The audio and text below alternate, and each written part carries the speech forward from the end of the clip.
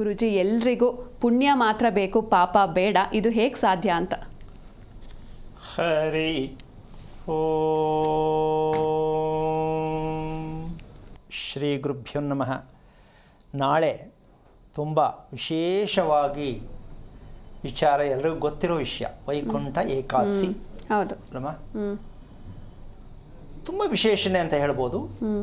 ಆದರೆ ಈ ವೈಕುಂಠ ಏಕಾದಶಿಯನ್ನು ನಾವು ಎಷ್ಟರ ಮಟ್ಟಕ್ಕೆ ಅರ್ಥ ಮಾಡ್ಕೊಂಡಿದ್ದೀವಿ ಅಂದರೆ ಅದ್ರ ಬಗ್ಗೆ ವ್ಯಾಖ್ಯಾನ ಪ್ರಶ್ನೆ ಹೇಳ್ತಾ ಇಲ್ಲ ನಾನು. ಎಲ್ಲಿರುತ್ತಿದು ವೈಕುಂಠ ಏಕಾದಶಿಯ ಪುಣ್ಯದ ಫಲ?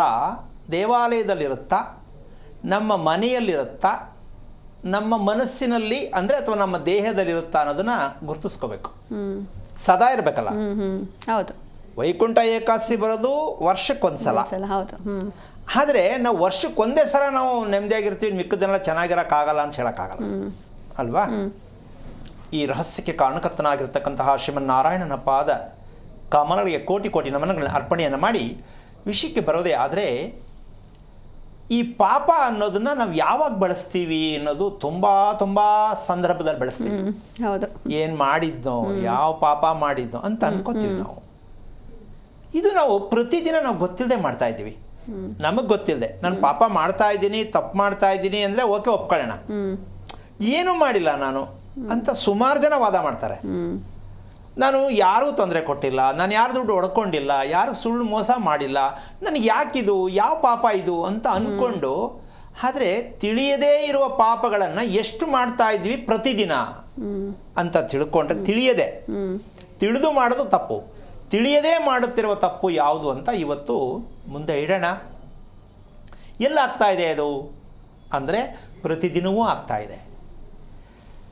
ಆ ಕಾರಣದಿಂದಾಗಿ ನಾಳೆ ವೈಕುಂಠ ಏಕಾದಶಿಗೆ ತುಂಬ ಕಷ್ಟಪಟ್ಟು ಬೆಳಗಿನ ಜಾವ 2 ಗಂಟೆ 3 ಗಂಟೆ ಚಳಿ ಅನ್ನೋದು ಕಾಣದೆ ಪಾಪ ಹೋಗಿ ಕ್ಯೂನಲ್ಲಿ ನಿಂತು ಭಗವಂತನ ದರ್ಶನ ಮಾಡ್ತಕ್ಕಂತಹ ಒಂದು ವಿಚಾರದಲ್ಲಿ ತುಂಬ ಖುಷಿಯಾಗತ್ತೆ, ಏನೋ ಒಂದು ಒಳ್ಳೆಯದಾಗತ್ತೆ.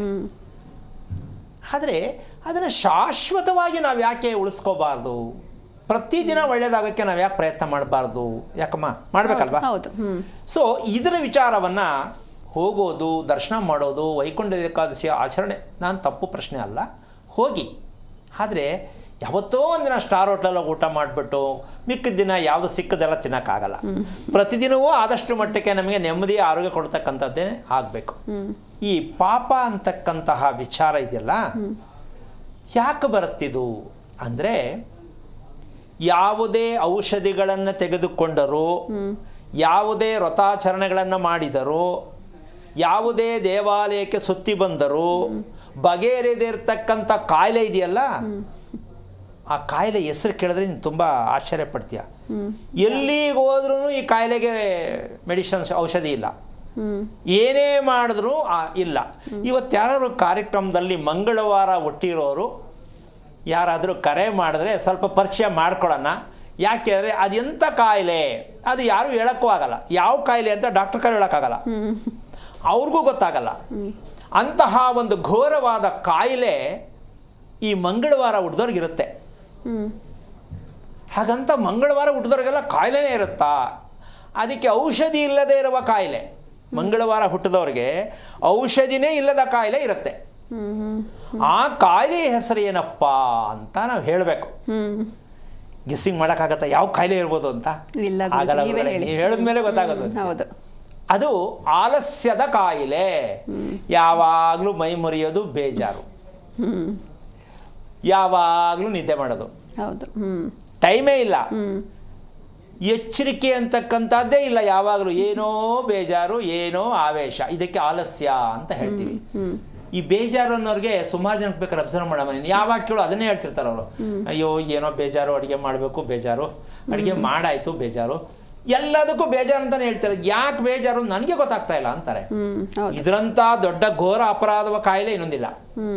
ಇದು ಮಕ್ಕಳಲ್ಲೂ ಹೌದು, ದೊಡ್ಡವರಲ್ಲೂ ಹೌದು, ಯಾರು ಬೇಕಾದರೂ ಹೌದು. ಈ ವಯಸ್ಸಾದವ್ರು ಜಾಸ್ತಿ ಬರಲ್ಲ ಇದು. ಈ ಮಧ್ಯಮದಲ್ಲಿರ್ತಕ್ಕಂಥವ್ರಿಗೆ ಚಿಕ್ಕ ಮಕ್ಕಳು ತುಂಬ ಜಾಸ್ತಿ ಇರುತ್ತೆ ಇದು.